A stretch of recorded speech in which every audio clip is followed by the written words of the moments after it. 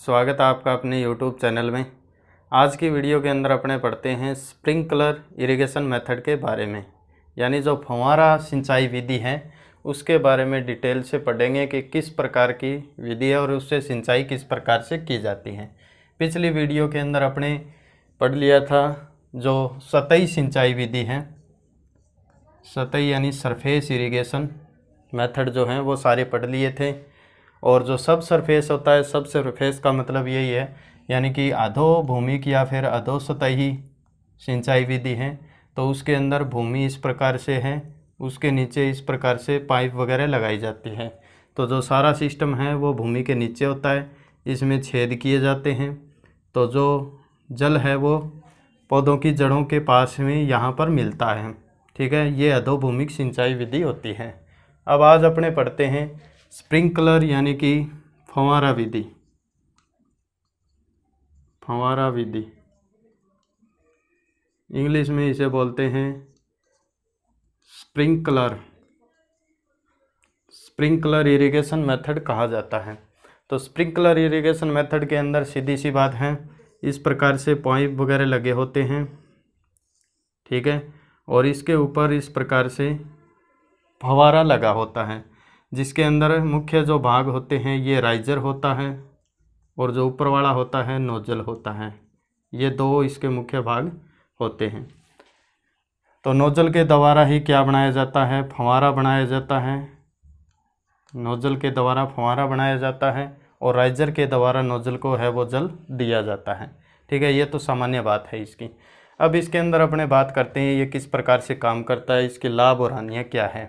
ठीक है, तो यानी ये किस प्रकार की भूमियों के लिए है, तो आप याद रख लेना जो फव्वारा विधि है वो उबड़ खाबड़ भूमि के लिए। ठीक है, यानी असमतल या फिर उबड़ खाबड़ भूमियों के लिए इस विधि का प्रयोग किया जाता है। सबसे ज़्यादा इस विधि का प्रयोग करते हैं। या फिर जहाँ पर शुष्क जलवायु है, कम जल है, ठीक है, तो फिर इन विधियों का प्रयोग अपने करेंगे।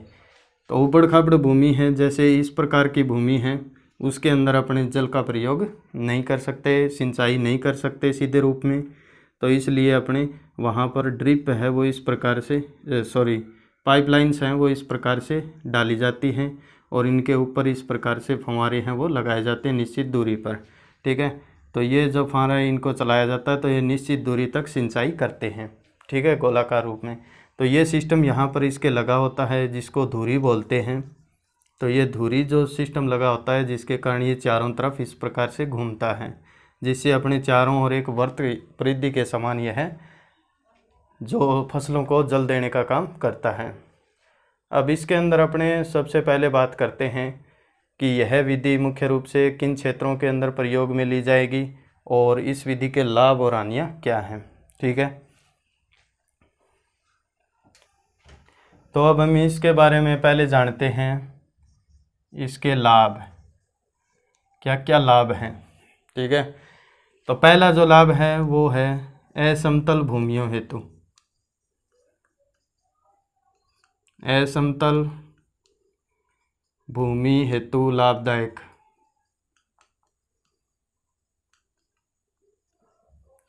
ठीक है, असमतल भूमियों के लिए लाभदायक है, यानी उबड़ खाबड़ भूमियों में हम आसानी से सिंचाई कर सकते हैं।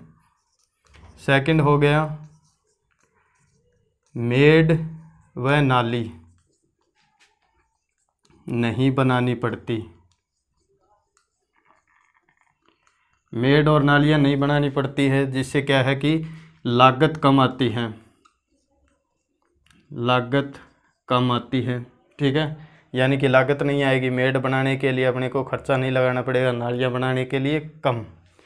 इसमें श्रम कम लगता है, यानी मेहनत कम लगती है, कम मेहनत के अंदर काम हो सकता है। ठीक है, 4 नंबर जो इम्पोर्टेंट चीज़ है फर्टिगेशन और हर्बिगेशन। फर्टिगेशन मतलब फर्टिलाइज़र प्लस इरिगेशन, हर्बिगेशन मतलब हर्बिसाइड प्लस इरिगेशन होता है। तो इसका प्रयोग आसानी से कर सकते हैं इन दोनों का। तो फर्टिगेशन और हर्बिगेशन। फर्टिगेशन हर्बिगेशन का मतलब यही है कि जैसे इस प्रकार से होता है ये सारा सिस्टम, ये कोई स्रोत है, ठीक है, यानी कोई टंकी डिग्गी वगैरह है, फिर इसको यहाँ पर किसी भी दूसरे छोटे स्रोत के अंदर जल लाया जाता है, छोटी डिग्गी है मान लो, फिर उसके बाद में यहाँ पर मान लो ये पंप हैं, ये पंप है, ठीक है, उसके बाद में ये मुख्य लाइन है, ये मुख्य लाइन है और ये सहायक नालियाँ हैं, ठीक है, इस प्रकार से ये खेत हैं, ये खेत हो गया अपना ये, और यहाँ पर फुहारे हैं वो लगाए गए हैं, ये फुहारे हैं मान लो, निश्चित दूरी पर लगाए जाते हैं और इनकी क्षमता है वो अलग अलग होती है, वो मिट्टी की प्रकृति पर डिपेंड करती है और जल की जो स्ट्रेंथ होती है, जल कितने तेज़ गति या कितने प्रेशर से आ रहा है। तो इस प्रकार से अपने ये सारा सिस्टम होता है। तो फर्टिगेशन और हर्बिगेशन करने के लिए अपने क्या करते हैं, जो छोटी वगैरह जो डिग्गी होती हैं उसके अंदर अपने इसके अंदर फर्टिलाइज़र डाल देते हैं और जो जल यहाँ से आता है इसमें तो वो घुल करके जो मुख्य जो ये पाइप हैं इसको बोलते हैं मुख्य शाखा और ये होती है सहायक, ठीक है, इस प्रकार से होता है। तो ये मुख्य जो लाइन है उससे होते हुए सहायक लाइनों के अंदर चला जाता है और फिर फुहारे द्वारा इसको चारों तरफ छिड़का जाता है। तो फर्टिलाइज़र्स हैं अपने दे सकते हैं, जैसे यूरिया वगैरह जल में घोल बनाकर दिए जाते हैं। हर्बिगेशन का कोई शाकनाशी है, स्प्रे वगैरह अपने को करनी है तो इसके अंदर जल में घोल करके स्प्रे कर सकते हैं, ठीक है, इस चीज़ से कर सकते हैं। इसमें एक चीज़ आपको याद रखनी है, इस विधि के अंदर जो मुख्य रूप से 2.5 से 4.5 kg प्रति सेंटीमीटर स्क्वायर दबाव रखा जाता है, दबाव, ठीक है, ये चीज़ आपको याद रखनी है कि स्प्रिंकलर इरिगेशन मेथड के अंदर दबाव कितना होना चाहिए, यानी यहाँ से अपने पंप के द्वारा इसमें प्रेशर के साथ में जल है वो आगे देते हैं, तो यहाँ पर प्रेशर कितना होना चाहिए, तो वो 2.5 से 4.5 किलोग्राम प्रति सेंटीमीटर स्क्वायर होना चाहिए। और यही जो चीज़ है वो ड्रिप इरिगेशन के अंदर 2.5 kg प्रति सेंटीमीटर स्क्वायर होना चाहिए, ये ड्रिप का है, ठीक है, ड्रिप में कम होता है। और एक चीज़ और याद रख लेना कि जो स्प्रिंकलर सिस्टम है उसके अंदर 1000 लीटर प्रति आवर, ठीक है, 1000 लीटर प्रति घंटा के हिसाब से जल है वो बाहर निकाला जाता है। तो यानी कि इस प्रकार से आपको ये चीज़ें याद रखनी हैं।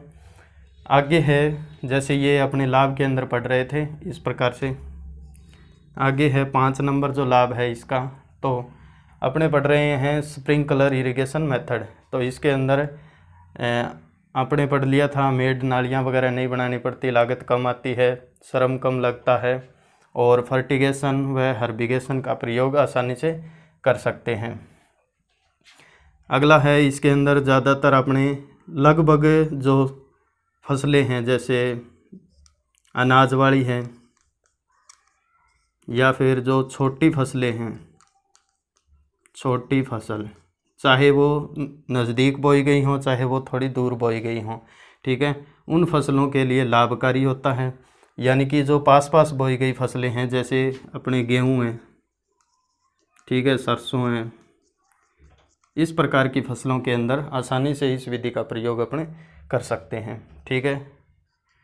अगला है 6 नंबर, तो इस विधि का प्रयोग अपने किसी भी मृदा के अंदर कर सकते हैं। ज़्यादातर मुख्य है वो शुष्क मृदाओं के अंदर इस विधि का प्रयोग किया जाता है, क्योंकि शुष्क मृदा के अंदर इनफिल्ट्रेशन रेट है वो ज़्यादा होने के कारण क्या होता है, जो अगर फ्लड इरिगेशन वगैरह अपने करेंगे तो उससे जल है वो जल्दी नीचे चला जाएगा। तो शुष्क मृदाओं के अंदर अपने कम जल होने की वजह से इस विधि का प्रयोग करेंगे तो कम जल के अंदर ही सिंचाई हो सकती है। तो इससे क्या होगा, सिंचाई दक्षता बढ़ेगी, सिंचाई दक्षता बढ़ती है, सिंचाई दक्षता बढ़ेगी। सिंचाई दक्षता यानी कि अपने मान लो 1000 लीटर जल दे रहे हैं, उसका पूर्ण रूप से सदुपयोग हो पाएगा, ठीक है। तो इससे सिंचाई दक्षता बढ़ती है, ठीक है। तो ये कुछ थे इस प्रकार के